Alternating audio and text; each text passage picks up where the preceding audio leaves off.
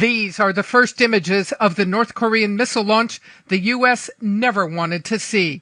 U.S. officials calculate this is likely a two-stage intercontinental ballistic missile, an ICBM, that could someday hit parts of the United States. U.S. spy satellites for days had picked up imagery of a potential KN-17 missile launch, like this one launched in May, being ready. Now, the latest assessments suggest the new launch was a more advanced missile that traveled farther than any previous missile test. The South Korean and U.S. military estimates the missile traveled more than 580 miles in 37 minutes. Based on this, experts calculate the missile could have a maximum range of roughly 4,160 miles, long enough to reach all of Alaska, but not the rest of the U.S. You have to remember that missile technology has been around for a long time, so there are no particular secrets. The new launch comes as North Korea also continues to pursue the development of a nuclear warhead. Combining nuclear warheads with ballistic missile technologies in the hands of Kim Jong-un is a recipe for disaster. I know there's some debate about the miniaturization advancements made by Pyongyang, but PACOM must be prepared to fight tonight. So I must take him at his word. I must assume that his claims are true. Top officials from the State Department, the Pentagon, and the White House held meetings throughout the July 4th holiday. Administration officials emphasizing diplomacy, but with tensions rising, everything is on the table. I think essentially everyone agrees, and I believe the Trump administration agrees as well, that there are no good military options. So if you take the military option off the table, you come back to sanctions. We've seen in the past it's not going to solve the problem. The Russian and Chinese presidents offering up another solution at their meeting in Moscow, announcing they'll work together to freeze the North Korean program, but demanding a stop to U.S.-South Korean military exercises and an end to the THAAD missile defense deployment to South Korea, both non-starters for the U.S. There is, of course, the whole question of the Korean Peninsula, the building of peace and stability. It is very important to push forward our joint initiative on settling the Korean problem with a view of immediately freezing the ballistic missile strikes and also dealing with the U.S. deployment of weapons in South Korea.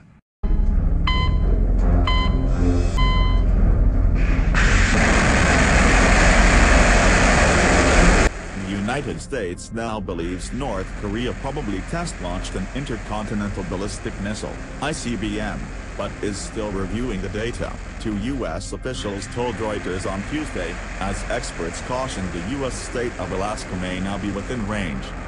If confirmed as an ICBM, it would mark a major milestone for North Korea's missile program and would heighten concern in Washington about Pyongyang's declared pursuit of a nuclear-tipped missile that can reach the United States. U.S. President Donald Trump vowed in January that North Korea would never achieve that goal.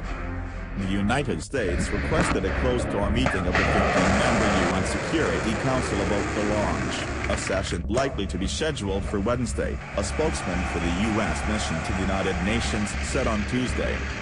The launch, on the eve of Tuesday's U.S. Independence Day, took place days before leaders from the group of 20 nations were due to discuss steps to rein in North Korea's weapons program, which it has pursued in defiance of Security Council sanctions. North Korea's state media said the launch was ordered and supervised by leader Kim Jong-un and sent the Hwasong 14,933 kilometers, 580 miles, reaching an altitude of 2,802 kilometers, 1,741 miles, over a flight time of 39 minutes. Some analysts said the flight details suggested the new missile had a range of more than 8,000 kilometers, 4,970 miles, which would put significant parts of the U.S. mainland in range, representing major advances in its program. David Wright, co-director of the Global Security Program at the U.S.-based Union of Concerned Scientists, said the flight time and distance suggested the missile could travel about 6,700 kilometers, 4,163 miles, bringing all of Alaska into range. South Korean President Moon Jae-in said the missile was believed to be an intermediate-range type, but the military was looking into the possibility it was an ICBM. The Pentagon and State Department did not immediately respond to requests for comment. On Monday night, the U.S. military described the missile as an intermediate-range type that traveled for 37 minutes, and the United States has not yet officially changed that assessment. The two U.S. officials, who spoke to Reuters on condition of anonymity about the ongoing review of data on the test launch, said no conclusion had yet been reached.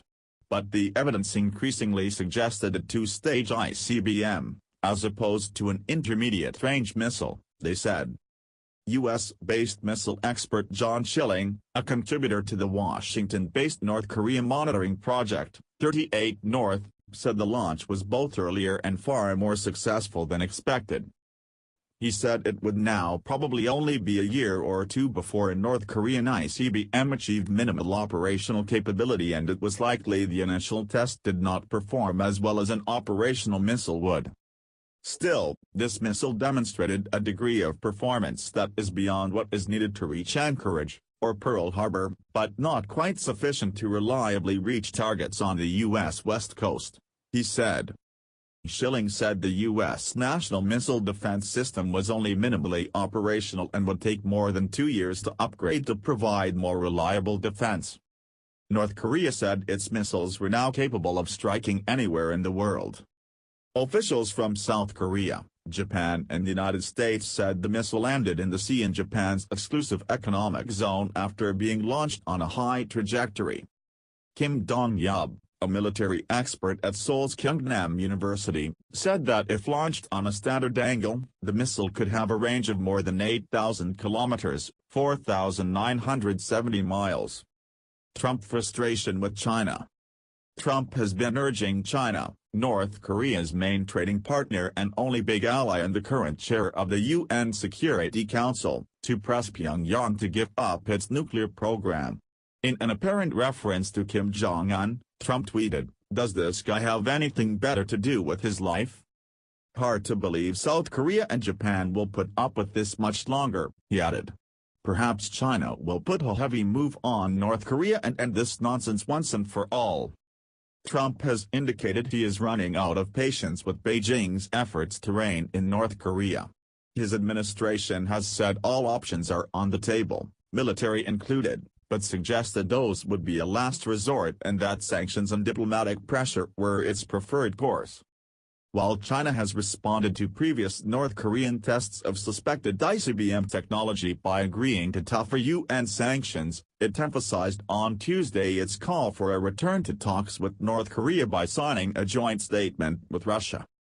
Under China's plan, North Korea would suspend its ballistic missile program in return for a moratorium on large-scale military exercises by the United States and South Korea, which Washington and Seoul say are essential to maintain defense readiness. Trump is due to meet both Chinese President Xi Jinping and Russian President Vladimir Putin during the G20 in Germany this week. Japan said on Monday it would have a trilateral summit with the United States and South Korea on North Korea at the G20. Its Prime Minister, Shinzo Abe, said he would ask the presidents of China and Russia to play more constructive roles. North Korea was a major topic in phone calls between Trump and the leaders of China and Japan this week. Chinese Foreign Ministry spokesman Zhang Shuang called on Tuesday for calm and restraint, and reiterated China's opposition to North Korea's violation of UN resolutions on missile tests. Responding to Trump's tweet, Zhang said China had been working hard to resolve the North Korean nuclear issue. China's role is indispensable, he told a daily news briefing. We hope all sides can meet each other halfway. North Korea has conducted 5 nuclear tests, 2 since the beginning of last year, and the pace of missile tests has risen significantly. It says it needs to defend itself against U.S. aggression. Analysts say it often conducts tests to show its defiance and to raise the stakes when it sees regional powers getting ready for talks or sanctions.